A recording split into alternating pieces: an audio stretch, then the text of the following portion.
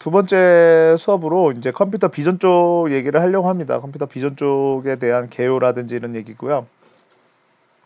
컴퓨터 비전은 이제 컴퓨터에서 정지 영상 또는 동영상을 의미하며 정보를 추출하고 연구하는 학문이라고 해요. 사실은 여기 밑에 있는 밑에 내용은 좀 이따 하죠. 그래서 사람의 눈으로 보고 사물을 보고 인지하는 작업을 컴퓨터가 동등하게 수행할 수 있게끔 하는 연구하는 학문이에요. 그럼 이거의 대표적인 게 뭐가 있죠? 아마 자율주행이 있을 겁니다. 사실상 자율주행은 처음부터 있을 수도 있었고 인간이 대신해서 자동차를 대신 운전해 줄 수 있다라면은 이거는 엄청 좋았겠죠. 근데 문제는 방대한 양의 데이터죠. 영상 자체가 하나의 정지되어 있는 영상에서도 사람을 구분하기가 힘든데 이게 계속 시간 동안 계속 변하죠. 상황이. 그거를 모든 거를 다 인지해서 사람이면 멈춰야겠다라고 판단해야 돼요. 이거는 또 위험한 부분도 있고요. 그래서 그런 부분을 아예 자율주행 로봇가 이제 운전까지 영상을 보고 판독해서 운전까지 하는 단계로 이제 가고 있는 거죠. 그래서 사람이 눈을 하는 작업들을 컴퓨터가 대신하여 대신하고 사람 내가 하는 작업들을 수학 알고리즘이 이제 이게 AI가 됐죠. AI가 대신하는 단계까지 왔어요. 근데 지금도 사람한테 필요한 부분을 하고 있는 거예요. 사람들한테 필요한 부분, 뭐 사람들한테 안 필요한 부분이 뭐가 있죠? 뭐 이렇게 얘기할 수도 있겠죠. 그럼 뭐 대표적으로라기보다는 어 우리가 하나 그냥 얘기를 하면 AI 많이 되어 있던 게 이제 바둑판이죠. 바둑 게임에서 그 당시에 이제 알파고 선수가 앉아 있고, 알파고, 잠깐만요. 알파고 선수가 아니라 알파고 컴퓨터가 여기 놓여져 있고, 그 다음에 여기 뭐 무슨 중국의 황이라는 박사가 황 박사가 앉아 있고, 그 다음에 이쪽에 이제 이세돌 구단이 앉아 있는데, 여기를 직접 얘가 여기를 봐서 컴퓨터가 요 부분을 직접 봐서 이세돌 구단이 여기다 놔뒀으니까 난 여기다 놔둬 이런 거를 하지 않았어요. 이 황 교수가 알파고한테 여기다 놔뒀다고 알려주면 얘는 거기서 여기다 놔두라고 하면 또 한 박사가 또 여기다 이렇게 놔두고 이런 작업을 한 거예요. 사실 이런 작업까지도 다 완벽하게 되려면 여기 이 단계가 되는 거죠. 이 단계가 되는 사람의 눈으로 사물을 보고 인지하는 작업과 컴퓨터 잘못 껐네요. 사람의 눈으로 하는 작업을 컴퓨터가 대신하고 사람이 내가 하는 작업을 AI 알고리즘 한다. 요거는 알파고가 되고요. 맞죠? 알파고가 되고 여기 부분이 알파고가 되고 그 다음에 이쪽이 요 작업은 그전에는 황박사라는 사람이 했었는데 요 분이 없어지고 실제로 이제 로봇이 동작해서 하는 것들이죠. 그런 작업이 된다면 요 얘기가 이제 딱 맞아 떨어지겠죠. 근데 그거를 지금 하고 있는 것 자체는 아까 뭐라고 했죠? 자율주행을 하고 있는 거죠. 자율주행이라든지 그 다음에 뭐 인간 대신해서 이제 배달 없는 업무라든지 어떤 인간에서 좀 바로바로 필요한 쪽의 부분들을 하고 있는 거예요. 대신 이런 알파고랑 하든지 게임하는 로봇이라든지 이런 것들은 아직까지는 연구 대상이 아니죠. 왜냐하면 그런 이미지나 이런 것들은 그냥 갖고 와서 보여주고 그 다음에 그 중간 단계에 사람이 놓여 있고 그 데이터들을 많이 전달하는 거죠. 그래서 학습이라는 것도 사실은 AI 학습이라는 것도 사람이 그 학습 네트워크에다가 인간이 다 일일이라기보다는 어쨌든 정리해서 빅데이터를 잘 정리해가지고 넣어주는 거예요. 그런 것들을 이제 잘 넣어줌으로써 되는 거고요. 그다음에 이제 컴퓨터 비전은 주로 영상 정보를 밝기 이런 수준에서 이런 머신러닝을 통해서 이제 알고리즘을 인식하는 것까지 넘어왔다고 하고요. 그다음에 이제 컴퓨터 비전과 더불어 널리 사용된 용어 중에 하나가 영상 처리인데요. 이 용어는 경계가 모호합니다. 여기서 컴퓨터 비전과 영상 처리는 명확하게 경계를 나누는 것은 매우 애매하고 많은 사람들은 컴퓨터 비전과 영상 처리를 혼동해서 사용한다고 하는데요. 사실 좀 애매하긴 합니다. 옛날에는 영상 처리가 사실은 먼저죠. 영상 처리라는 이제 수업이 있었고 영상 처리의 또 앞쪽은 신호 처리, 디지털 신호 처리가 돼요. 신호 처리 얘기는 좀 뒤에 가서 할 건데 신호 처리가 되는 거죠. 신호 처리에서 그 중에서 이제 영상이라는 걸로 저기가 이제 바뀌어 나갔고요. 그 다음에 이제 거기서 이제 어떤 처리를 위해서 실시간 영상 같은 그런 컴퓨터라든지 그런 카메라로 영상 입력받으면서 그런 단계에서 이제 컴퓨터 비전 쪽으로 오기 때문에 컴퓨터 비전에서 사용되는 기술이 영상 처리를 베이스로 하고 있는 거예요. 그러니까 영상 처리는 디지털 신호 처리를 베이스로 해서 영상의 처리 기법들이 생기는 거고요.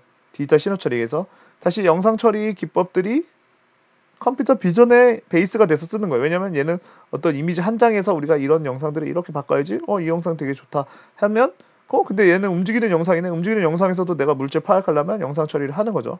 얘의 기술을 여기다 갖다 쓰는 거죠. 그러면 영상 처리의 기술들은 또 어디서 왔냐? 디지털 신호 처리에서 온 거라고 생각하시면 될 것 같아요. 한 장을 넘겨보시면 컴퓨터 비전인데 이거는 이제 천리안 위성을 찍은 거고요. 천리안 위성은 1시간에서 30분 간격으로 계속 영상을 찍어요. 그러면 이 구름들은 계속 이런 쪽으로 이동할 거예요. 한쪽 방향으로요. 어떤 방향을 통해서 이동을 할 건데 이때 구름이 아니라 해빙이죠. 해빙의 크기를 재고 싶어요.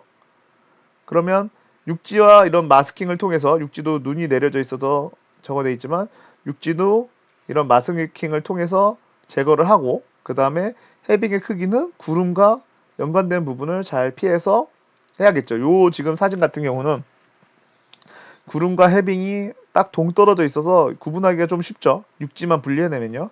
대신 그렇지 않고 만약에 이 구름들이 여기 육지에 존재했을 때 얘를 어떻게 구분할 수 있는지 그리고 이런 움직이는 영상에서 사실은 이렇게 그냥 정적인 영상에서는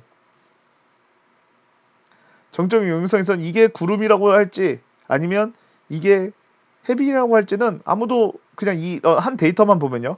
여기 한 데이터만 보면 값은 어느 한 데이터는 여기 있는 값과 여기 있는 값은 값은 똑같을 거예요. 왜냐면 흰색 계통이 많다 보니까요. 근데 비전에선 이게 움직이다 보니까 이런 식으로 움직이다 보니까 얘는 구름이구나. 그리고 우리가 사람 눈은 또 익숙하게 구름의 모양이 어떻게 생겼는지를 잘 알기 때문에 얘는 구름이다. 근데 얘는 좀 구름 같기도 하고 처음 보는 모양이다. 그러면 이런 거는 우리가 얘는 얼음일 수 있겠다라는 생각을 할 수 있겠죠. 그리고 또 얼음을 유추할 수 있는 이유는 육지 부분이 다 흰색으로 뒤집혀 있어요. 그렇다는 얘기는 눈이 내렸다는 거고 그런 여러 가지 상황들을 인간들이 파악해서 이런 부분들을 보게 되죠. 컴퓨터 비전에서 컴퓨터의 이제 도식화인데요. 이거 컴퓨터 비전 영상 처리가 어떤 식이 이제 누군가 연결되어 있는 건데 아까도 이제 제가 말씀드렸던 신호 처리예요. 디지털 신호 처리라는 개념이 있죠. 디지털 신호 처리는 뭐냐면 주파수를 라디오 주파수에다가 우리가 데이터를 실어서 멀리 보내는 것부터 이제 시작을 했겠죠. 이때도 이제 영상을 시작하려고 했던 부분이 아니라 먼 곳까지 데이터를 보내고 싶은 사람의 욕망에서 이제 시작이 된 거죠. 그러다 보니까 이렇게 데이터를 보내다 보니까 이런 아날로그 값들을 디지털로 변환하고 다시 디지털로 아날로그 변환하는 학문들이 많이 증가해요. 아날로그 신호 처리, 디지털 신호 처리, 아날로그 신호를 디지털로, 디지털 신호를 다시 아날로그로 변환하는 그런 것들이 변환하다 보니까 그러다가 이미지 센서를 통해서 영상을 받아오는데 이게 똑같은 거죠. 아날로그 신호를 디지털 신호로 변환하는 건데 이제는 어떤 한 줄이 아니라 한 면이 된 거죠. 그러면서 영상에 이제 쓰이게 된 거죠. 그리고 거기에 썼던 기술들이 대거 영상 쪽으로 유입이 되는 거예요. 당연히 광학은 그대로 되고 로봇공학은 영상이 되다 보니까 로봇 쪽에 이제 많이 활용이 되는 거죠. 그래서 영상 처리와 로봇공학이 같이 물려가고요. 그리고 머신러닝 쪽인데 머신러닝은 아까도 얘기했지만 어떤 영상을 가지고 이제 어느 정도 일정 레벨로 이제 영상을 모집하다 보니까 인간이 하는 역할을 대신하고 싶어지죠. 근데 이거를 알고리즘으로는 그거를 극복할 수가 없었어요. 그러다 보니까 이제 딥러닝이라는 걸 통해서 너는 내가 그냥 이런 느낌이죠. 방정식을 하나 주는 거죠. 1 곱하기 x는 뭐 2다. 그러면 x 값은 뭐가 되죠? 우리는 알 수 있죠. 이거에 대해서 얘의 값을 알 수 있는 거죠. 그러니까 원래는 1 곱하기 2는 2다를 이거가 물어보는 게 기본적이었는데 방정식을 통해서 여기 값을 알 수 있어요. 그러면 여기를 지우고 내가 여기 2라고 쓰면 이걸 가지고 학습을 하면 여기를 알 수 있겠구나라는 거를 이제 예측하는 거죠. 그런 식으로 어떤 상황이 있고 라벨링 된 데이터라든지 어떤 데이터들이 존재하고 여기에 정답은 얘다. 이거를 계속 학습을 시켜서 걔가 여기까지 오는 과정들을 네트워크에 담아 놓는 거죠. 그러고 그 다음에 이제 실제로 이제 여기에 값을 주면 실제로 그 다음에 x의 값을 제공해주면 1 곱하기 x에서 얘 2를 주게 되면 여기 값을 다시 계산하는 방법을 컴퓨터가 스스로 찾아내는 거죠. 예. 1 곱하기 2가 2라는 거를 컴퓨터가 스스로 찾아내는 방식을 얘기하는 겁니다. 어쨌든 그렇게 해서 이제 머신러닝은 발전하고요. 그 다음에 컴퓨터 과학에서는 이제 수치 해석과 알고리즘, 요거는 이제 얘는 이제 최신 기술이라고 치면 이제 얘는 과거에 이런 방법들로 수치 해석이 이제 알고리즘 이런 거를 통해서 예측하고 이런 걸 했었는데 점점 이제 머신러닝 쪽으로 넘어가고 있다라는 거 인지가 그다음에 컴퓨터 그래픽은 우리가 아까 포토샵이나 이런 것들이고요. 그다음에 수학도 뭐 기하기나 미분 적분학, 그 다음에 통계, 뭐 선현대수학 이런 것들은 이미지를 가지고 컨트롤할 때 쓰는 부분들이에요. 그래서 뭐 기하기라는 거는 어떤 각도가 틀어진 것들을 원상 복귀한다든지 미분 적분학 이런 건 당연히 한글 통계 이런 식으로 많이 사용이 되고 있습니다. 그래서 이런 식으로 총해서 전체 분야의 망라한 지식들이 필요한데요. 사실은 뭐 이걸 다 알고 있어야지 이 수업을 들을 수 있냐? 그건 아니죠. 저희는 프로그램 쪽으로 실습적으로 진행하다 보니까 꼭 그렇지만은 않으니까요. 너무 걱정하실 필요는 없고요. 그다음에 이제 영상 획득 방법이에요. 영상 획득 방법인데요. 카메라랑 관련된 내용이고요. 그래서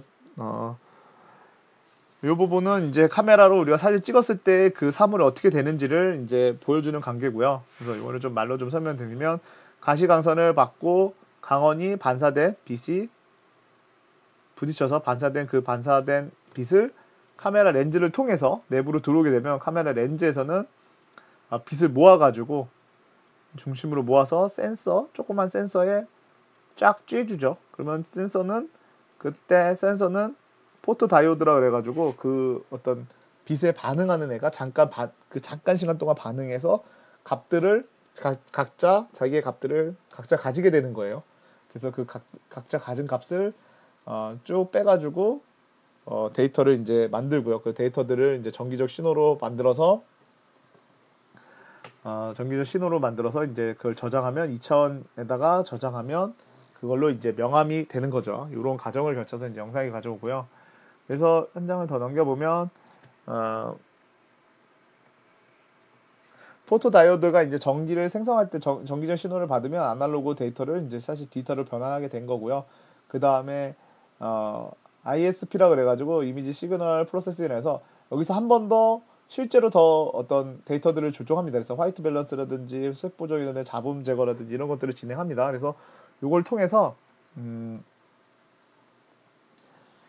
영상을 사실은 조금 더 왜곡을 줄 수도 있는 거죠. 아니면 더 좋은 쪽으로 가고 아니면 영상이 더 리얼한 쪽으로 가게 만드는데 이걸 좀 잘하는 곳이 이제 애플이라고 할 수 있겠죠. 애플이 어떤 뽀사시한 느낌을 많이 받을 수 있어서 여러분들이 애플 카메라를 좋아서 애플 카메라 쓰시는 분들이 있는데 요거를 ISP가 그런 것들을 하고 있다라는 얘기를 좀 드리고 싶었어요.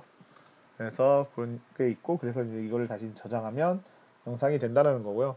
실제로 그 하면은 이제 아까 위의 내용을 이제 그림으로 표현하면 이런 식으로 피사체가 존재하고 피사체가 렌즈를 통해서 하나의 광원으로 모여지게 된 다음에 이게 어떤 이미지 센서로 되죠. 이미지 센서에 들어오고 그다음에 ISP 모드를 통해서 다시 편집되면 사실 이 영상과 얘는 조금 차이가 있을 수 있지만 왜냐면 ISP를 통해서 뭐 어떤 보정들이 이루어졌을 테니까요. 그래서 이런 식으로 사진이 되는 거고요. 그리고 좀 제가 이번에 최근에 이제 기사를 좀 찾아보니까 삼성전자에서 21년 9월 3일 기사에 아이소셀 HP1이라는 모델을 내놨는데 이게 2억만 화소라는 거를 만들었다고 하더라고요. 그래서 2억만 화소가 엄청난 건지 아닌지 사실 감이 잘 없는데 이거는 스마트폰에 들어가는 센서예요. 그래서 되게 무지하게 작았죠. 우리가 눈으로 보일 정도, 안 보일 정도는 아니고 눈으로 보일 정도인데 요만하게 작아요. 실질적으로 엄청 작아서 이만한 스마트폰 여기에 구속탱이 이렇게 생기죠. 그래서 요거는 작은 사이즈에서 나오는 게 이제 삼성전자가 이제 이미지 센서 쪽에 이제 강자라는 게 요런 부분에서 나오는 건데 사실은 아직도 소니가 최강자긴 해요. 왜냐면 소니는 센서 실제 크기가 좀 큽니다. 엄지손가락만 할 정도로 커요. 이미지 센서가 좀 큰데 얘네들이 사실은 이 2억만 화소까지인지 아닌지는 잘 모르겠지만 얘네들이 소니께 그 산업용 카메라든지 DSLR 카메라들은 아직도 왜냐면 이미지 센서가 좀 크다 보니까 걔네들이 꽉 잡고 있어요. 근데 이제 삼성전자 같은 경우는 스마트폰에 들어가는 센서를 이제 완전 이쪽으로 올인해서 개발하고 있죠. 그래서 그런 쪽으로 개발하고 있는 게 이제 삼성전자라고 생각하시면 될 것 같아요. 그리고 이제 뭐 카메라 내부적인 이야기인데요. 그냥 이거는 그냥 짧게 좀 얘기를 하겠습니다. 제가 이 얘기를 한 3번 했던 것 같아가지고 어쨌든 빛이 이렇게 들어와서 굴절돼서 이쪽 요거는 반사경이죠. 반사경을 통해서 위로 올라갑니다. 그래서 위로 올라가서 바로 이렇게 사용자 눈 우리 DSLR 카메라만 보면 바로 보여주면 좋을 텐데 바로 보여줄 수가 없죠. 왜냐면 여기는 영상이 거꾸로 돼 있어요. 이게 빛이 한번 굴절되면서 여기서 빛이 여기서 반대로 뒤집히면서 사람 몸이 이렇게 돼 있어요. 여기에 들어와서 빛이 올라가서 한번 꺾이고 꺾이면 2번 꺾이면 사람 몸이 정상적으로 돌아오는 거죠. 그래서 얘를 어, 펜타프리즘이라고 하고요. 펜타프리즘을 통해서 사람 눈으로 여기 딱 들어와요. 그 다음에 우리가 여기 있는 셔터를 딱 누르면 이 반사경이 뒤로 딱 넘어지면서 요 이미지가 위로 올라가던 걸 이쪽 이미지 센서 6번을 이미지 센서 쪽으로 훅 넣어주게 되죠. 짧은 시간 동안 넣어주는 거예요. 그래야지 이미지 이 발광 다이오드 포토 다이오드가 어떤 빛이 딱 들어온 양을 보고 자기가 표현할 값을 선택을 하는 거죠. 근데 너무 길게 하면 다 화이트로 될 테니까 화이트 밸런스가 발생할 테니까 포토 하나가 이미지 센서 하나가 짧은 시간 들어오면 나는 몇의 값 밝은 색은 몇의 값을 표현하겠다고 이제 표시를 할 거고요. 그 다음에 그래서 이쪽으로 빛이 잠깐 들어오면 얘가 이제 내려갈 때 차카닥 소리가 나는 거고요. 그때 여기는 검은색으로 화면이 안 보일 거예요. 이게 이제 DSLR의 기본 동작이죠. 차카닥 내려가고 이미지 센서 쪽으로 빛이 살짝 들어가서 포토 다이오드들이 이제 충전이 쭉쭉 될 거고요. 그 데이터를 쭉 빼서 ISP를 통해서 이제 데이터 보정을 해서 요 3번 디스플레이로 표현을 해주고 다시 반사경은 찰카닥 하면서 위로 올라가면서 요 영상들이 다시 이쪽으로 나갈 수 있게 해서 사용자가 그쪽 조그만 화면으로 볼 수 있고 그 다음에 이쪽으로도 이제 또 볼 수 있는 그런 구조를 가지게 되는 게 이제 DSLR 카메라고요. 그러니까 미러리스 카메라는 뭐가 미러죠? 거울이 리스됐다라는 얘기죠. 그래서 요 반사경이 리스됐다라는 얘기를 미러리스 카메라라고 하고요.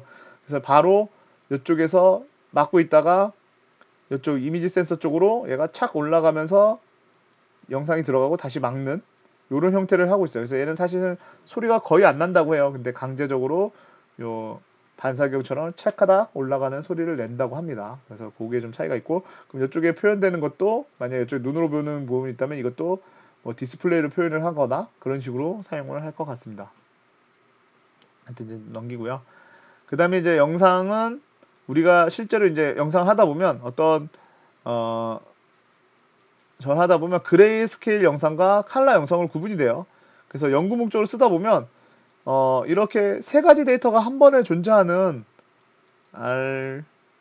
RGB로 세 가지 데이터가 항상 존재하는 걸 가지고 연구하기에는 조금 복잡해요. 머리도 많이 아프다 보니까 이거를 그냥 하나로 통으로 묶어서 그레이 데이터로 바꿔버려요. 그레이 데이터로 바꾸는 작업들을 많이 하게 됩니다. 그래서 그런 식으로 연구하는 경우가 있어가지고 그레이 데이터가 상대적으로 좀 많이 사용이 되고요. 그래서 좀 읽어보면 컴퓨터 비전 분야에서는 주로 그레이 영상과 투루 컬러 영상으로 사용한다라고 되어 있고요. 그 다음에 그레이 영상 쪽은 흑백 사진처럼 오직 밝기 정보만으로 구성되어 있는 영상을 의미하며 화색조 영상이라도 한다. 그래서 이렇게도 되고요. 반면 컬러 영상처럼 다양한 색상을 표현할 수 있는 영상은 트루 컬러 영상이라고 해요. 트루 컬러 영상은 뒤쪽에서 한 번 더 얘기하고요. 여기 또 적혀 있네요. 예전에는 250개 이하의 색상을 표현되는 컬러 영상과 구분하기 위하여 트루 컬러 표현을 쓰곤 했지만 요즘에는 굳이 트루 컬러 영상 대신 그냥 컬러 영상이라 불러요. 그래서 이 얘기는 뭐냐면 그냥 요 것만 보면은 사실 설명이 없으면 무슨 얘기인지 몰라요. 예전에는 기술이 발전되지 않았을 때는 기술의 차이죠. 이 기술이 발전되지 않았을 때는 색상을 표현하는 데 있어서도 제한적이 많았어요. 그래서 색상을 256개로 제한한 거예요. 256개밖에 없어요, 색상이. 그렇죠? 그래서 뭐 이런 느낌이었어요. 예전에 색상은요. 우리 그림판 보면요.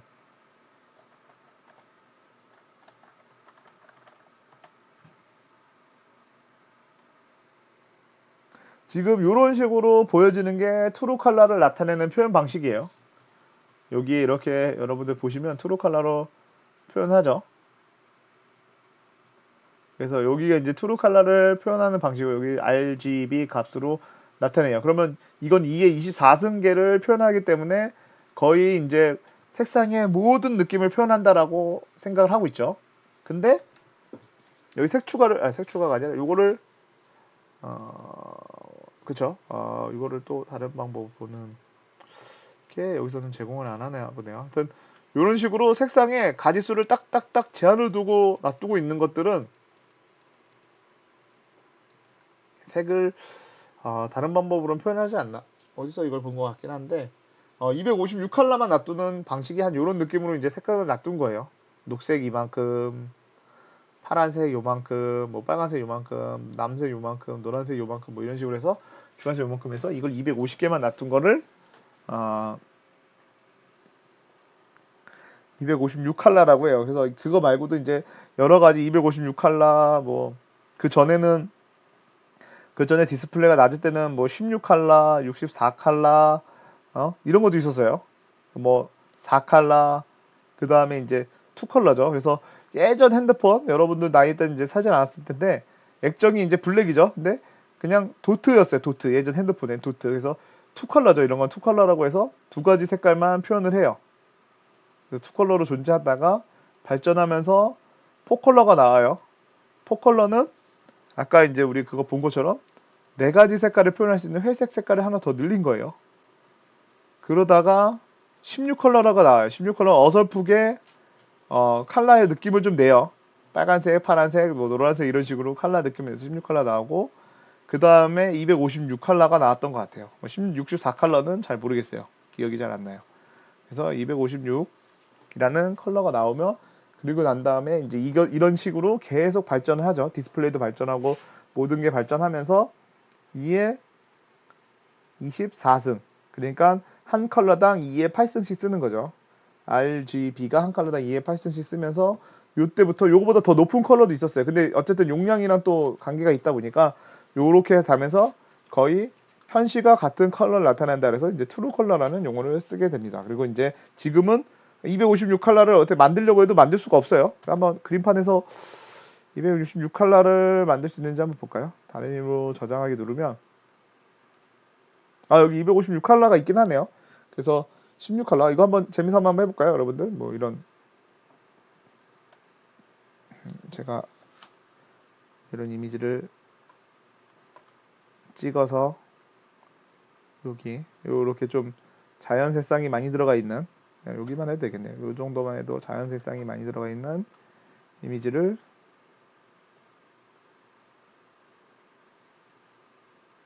줄여놓고 그 다음에 얘를 다른 이름으로 저장하기 해서 아니네요. 맞죠? 다른 이름으로 저장하기. 다른 이름을 저장하기 해서 256 컬러로 해서 제가 저장을 해보면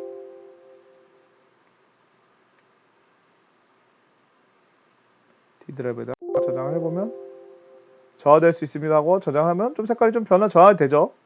컬러도 좀 저하가 돼요. 그럼 여기서 그레이는 좀 덜 저하가 될 텐데 컬러는 되죠. 그래서 다른 이름으로 또 저장하기 위해서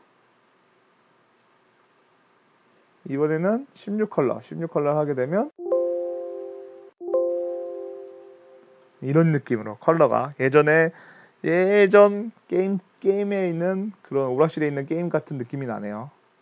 그리고 여기서도 한 번 더 이제 다른 이름을 저장하기 위해서 16컬러가 단색 빛 저장하게 되면 이제는 완전 블랙 아니면 화이트 어떤 일정 레벨 이상은 블랙 일정 레벨 이상은 화이트 어떤 일정 레벨 이하는 블랙으로 표현이 됩니다. 그래서 이런 식으로 이제 발전됐다라는 걸 제가 보여듯이 실제로도 아직도 256 컬러라든지 남아 있긴 한데 지금은 그런 식으로 이제 변경이 됐다는 거죠. 그리고 이제 그레이스케일부터 이제 얘기를 하면 그레이스케일은 이런 식으로 이제 그레이스케일 놔두고 있고요. 그래서 0부터 255까지를 되어 있고 뭐 중간 값을 아까 어떤 기준으로 자르냐면 이 컬러 같은 건 뭐 128로 자를 거고요. 그다음에 뭐 그레이스케일 연구 목적으로는 저는 2의 8승이 기본이긴 하지만 오픈시브에 2의 8승으로 연산하는 게 많이 존재해요. 근데 어떤 카메라는 2의 16승으로 데이터를 출력해주는 영상들도 있어요. 근데 이런 애들은 뭐 그레이 컬러에서 그렇게 막 이 비중이 많이 늘어났다고 해서 크게 달라지진 않더라고요. 그래서 저를 다시 이걸 다운그레이드 해가지고 영상 오픈시브에서 사용할 수 있을 정도로 내려가지고 사용했던 적이 더 많은 것 같습니다. 그래서 그런 식으로도 사용이 되고요. 실제로 그레이스케일로 영상을 표현하게 보면 이런 식으로 표현이 될 걸로 이제 표현이 되잖아. 그래서 어두운 부분은 이런 식으로 해서 여기 어두운 부분과 그다음에 밝은 부분. 그래서 밝은 부분은 255. 밝은 부분이 255라는 걸 꼭 알고 계시면 좋을 것 같아요. 어두운 부분이 0이다라고 생각하시면 될 것 같고요. 그다음에 그레이 스케일 영상과 이제 컬러 영상에서 컬러 쪽을 얘기하면 이제 컬러 같은 경우는 RGB라고 표현하는데요. RGB라고 표현하는데 오픈CV에서는 RGB 순서가 바뀝니다. BGR로 바뀝니다. BGR. 이거 한번 참고하세요. BGR로 바뀌고 오픈CV에서는 BGR로 바뀌고 그래서 인간이 보는 색소, 인간이 보는 원초 색소를 기준으로 하고 있는 거죠. 그래서 빛의 삼원색이나 색의 삼원색도 인간이 볼 수 있는 원초 세포가 4개가 있습니다. 어떻게 4개냐면 RGB라고 해서 이제 색상을 보는 거, 그다음에 적외선에서 우리가 깜깜해도 물체를 볼 수 있는 적외선을 보는 원초 세포까지 해서 4개의 원초 세포가 있다는데요. 그걸 기준으로 이제 만들어진 거죠, 사실상. 그걸 기준으로 만들어진 거고 각각의 색상은 255에서 여기 트루 컬러 같은 건 이 정도의 색상을 표현할 수 있다. 그래서 인간이 보고 있는 모든 색상에 사실상 여기 한 가지 뭐 1번 색과 2번 색의 차이를 구분하기는 인간 눈으로서 이제 쉽지 않아지는 상태가 온 거죠. 뭐 1번과 1000번을 구분하는 거는 가능하더라도 1번과 2번 색상을 두 가지 그리고 3번, 4번, 5번, 6번 색상 있으면 요렇게 구분하기는 어렵다라는 게 이제 트루 컬러의 의미가 되는 거죠. 그래서 이제 이런 것들을 그냥 일반 컬러라고 얘기를 합니다. 그리고 그레이스케일 같은 경우는 RGB로 표현할 때 이런 식으로 이제 색이 어떤 색이 겹치면 이런 색이 나오고 이건 빛의 삼원색이죠. 빛의 삼원색을 이용해서 만들어지고 있는 게 LCD 패널이죠. 그래서 LCD나 LCD 쪽인데 요 지금 패널은 삼성 갤럭시 폴드의 카메라 쪽, 전면 카메라 쪽이 원래는 검은색으로 이렇게 나와야 되는데 얘네들이 기술로 거기를 검은색으로 안 표현하고 이런 식으로 좀 큰 그림의 저런 LCD 모니터를 LCD 그걸 넣어가지고 LED를 넣어가지고 이런 식으로 만든 거예요. 실제로 여기서도 이것도 아마 빨간색이 표현되는 그림 같은데 빨간색이 크면 빨간색 데이터가 많이 나오고 그다음에 파란색 데이터. 그래서 이 빛의 세기에 따라서 누구의 빛의 세기에 따라서 그런 표현이 나타나는 거고 얘는 좀 크게 만들어 놓고 있다가 이거 UDC라 그래서 뭐 언더 디스플레이 카메라인가 그럴 겁니다. 그래서 여기 이제 카메라 찍을 때는 다 검은색으로 돼서 카메라만 딱 찍고 다시 들어오고 해서 그런 어떤 검은색으로 표현되는 거를 좀 최소화하자고 만들었던 기술인 것 같아요. 저희가 삼성에서 쓰고 있는 이름은 UDC라고 합니다. 그리고 이제 그레이스케일 영상과 이제 컬러 영상인데 아까 이제 봤던 이제 검은색을 컬러로 표현한 거고 원숭이도 사실은 영상소리에서 많이 나오는 영상입니다. 색상이 다양해서 좀 많이 나오는 영상이요. 그래서 이쪽 부분을 보면 빨간색 부분이 강할 때는 빨간색 값이 높고요. 그 다음에 파란색 부분이 강할 때는 파란색 부분의 값이 높아지는 거를 볼 수 있죠. 오픈CV의 개요인데요. 네. 오픈CV는 한번 끊고 와서 네, 다시 그냥 쭉 가겠습니다. 네, 여기까지는 쭉 가는 걸로 하겠습니다. 그래서 설치하는 쪽에서 한번 끊는 걸로 하겠습니다. 그래서 오픈CV 같은 경우는 이제 C 언어를 기반으로 제작이 됐고요. 그 다음에 이제 널리 퍼져 나갔습니다. 파이썬이나 자바, 매트랩, 자바스크립트로 퍼져 나갔고요.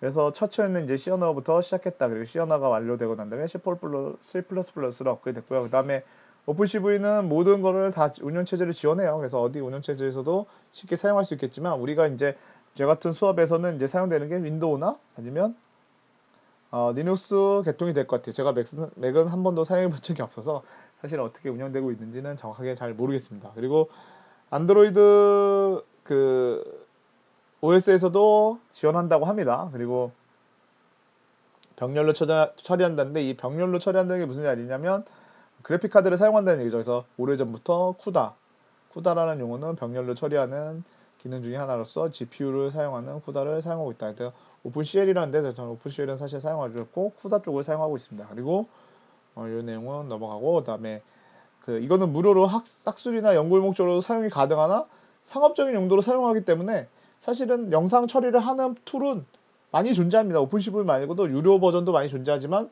이렇게 상업적으로도 사용할 수 있기 때문에 오픈CV가 급속도로 성장할 수 있었다고 생각이 됩니다. 그래서 상업 용도로 사용할 수도 있고 그다음에 소스 일부를 또 사용해도 상관없기 때문에 그리고 또 오픈 소스다 보니까 자유롭게 사용할 수 있어서 상업적인 용도나 어떤 면에서도 보다 높게 뛰어나기 때문에 좀 사용 빈도가 많이 높아지고 있다. 특히 또 AI와 같이 또 편승해서 많이 변화가 있다라는 걸 이제 말씀드리는 거고요. 그리고 이제 오픈CV 버전인데요. 오픈CV 버전 1번 버전이 나온 다음에 2번 버전이 나오는 게 아니라 1번 버전 나오면서 또 2번 버전이 같이 릴리즈해요. 그러다가 어떤 상황이 끝나면 2번 버전이 릴리즈하면서 3번 버전도 같이 릴리즈하고 있습니다. 지금은 어떤 상황이냐? 3번 버전을 릴리즈하면서 4번을 릴리즈하고 있는 상황이에요. 그럼 두 개의 차이는 뭐냐?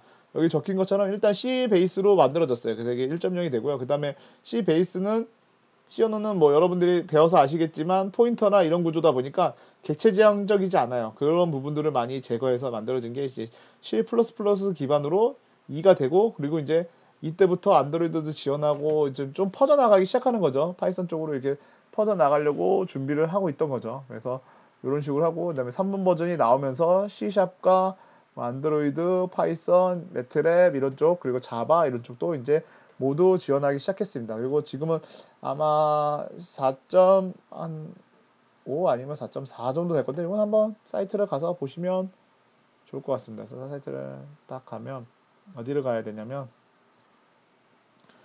오픈 cv.org로 가면 됩니다. cv.org로 가게 되면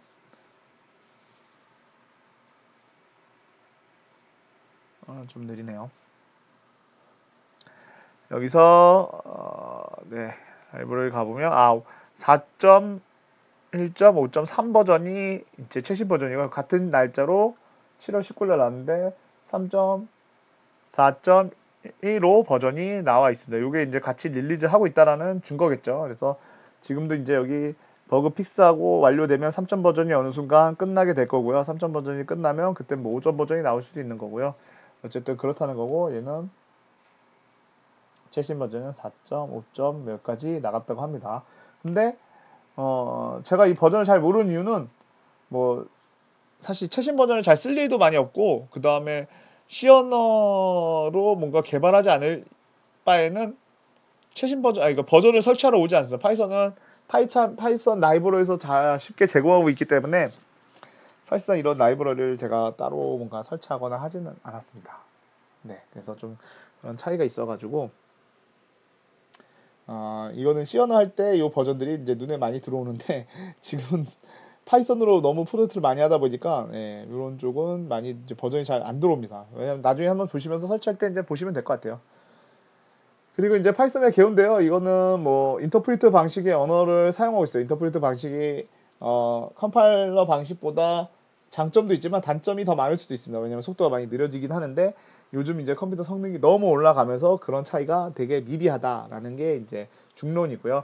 그 다음에 이제 파이썬이 자바나 C에서 문법이 좀 더 간단하고 무료로 사용이 가능합니다. 오픈소스이기 때문에 무료로 사용되고 파이썬도 무료로 사용되고 라이브러리가 풍부해요. 그래서 이거 라이브러리 어떻게 설치하는지 그리고 이제 머신러닝 쪽에서도 활용이 가능하다. 이 부분이 만들어졌다고 합니다. 네, 그래서 한번 이제 보시면 될 것 같고 그래서 파이썬은 이런 식으로 코드를 짜요. 그래서 뭐 자연어에 좀 더 가깝다고 하고요.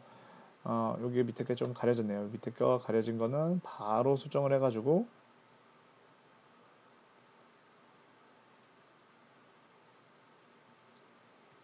바로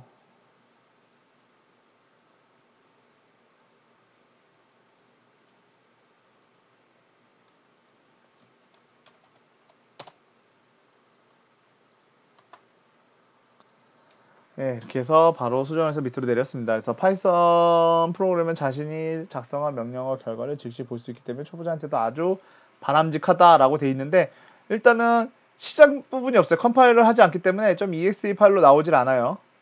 .exe 파일 같은 걸로 만들어지지 않습니다. 파이썬은요. 뭐 만드는 방법은 딴 방법이 있겠지만 어쨌든 파이썬은 그런 식으로 만들어지지 않기 때문에 시작 파일이 존재할 필요가 없어요. 시작 위치를 알려줄 필요 없어요. 끝나는 위치도 알려줄 필요가 없어요. 얘도 시작 위치와 끝나는 위치를 알려주고 있지만 파이썬은 시작 위치 자체가 없이 그냥 한 줄 한 줄도 바로 실행이 가능하기 때문에 이런 식으로 표현이 된다라는 게 이제 장점이죠. 그리고 라이브러리가 엄청 풍부해요. 라이브러리가 풍부하기 때문에 여기 이런 라이브러리들을 다 설치해보고 테스트할 수 있다고 합니다. 그래서 사용하기가 너무 좋고 파이썬이 라이브러리 설치 때문에 좀 힘들 때가 많아요. C 언어로 만약에 개발할 때 리눅스에서 오픈CV 라이브러리 라즈베리 파이에다 설치하는 데만 4시간 걸려요. 근데 파이썬을 쓸 거면 한 길게 잡아야 1분 정도밖에 걸리지 않습니다. 네, 그러다 보니까 파이썬 라이브러리에 대한 장점이 아주 많죠. 그리고 이제 파이썬은 설치하는데 파이썬은 이제 어떤 파이썬을 인터프린트하는 컴파일 해독해주는 부분도 있지만 걔를 또 쉽게 설치하는 우리가 핸드폰에서 스토어처럼 스토어 설치하듯이 쉽게 설치할 수 있는 방법을 제공하는 게 php라는 명령어예요. 명령어만 치면 어떤 서버에 있는 데 가서 이런 라이브러리 하나씩 판다. 그 다음에 뭐 이런 라이브러리, 넘파이 이런 라이브러리 하나씩 가져오는 그런 게 요 php라는 명령어예요. 사실상 파이썬에는 ph만 존재하면 어떤 것도 설치할 수 있어요. 그래서 이것만 존재하는 게 기본 건데 요거를 싹 다 모아가지고 한 번에 모든 것들을 다 넣고 할 수 있는 게 아나콘다입니다. 아나콘다는 그런 의미예요. 파이썬에 있는 기능들의 라이브러리를 미리 다 땡겨가지고 설치를 해주는 건데 우리는 배우는 입장이고 그리고 그렇게 많은 라이브러리를 쓰진 않을 거니까 파이썬으로 해볼 거예요. 네, 제가 이걸로 진행하려고 생각을 하고 있고요. 그래서 이런 럼파이라든지 이런 것들은 설치만 하면 됩니다. 그래서 여러분들이 한번 설치해 보시고 하시면 될 것 같고요. 그 다음에 이런 작성하는 툴들은 아나콘다를 설치하게 되면은 스파이더라는 걸 그냥 기본적으로 적는데 전 이거보다는 파이참으로 하는 게 훨씬 편하더라고요. 그래서 파이참으로 하게 되면 좀 더 편하게.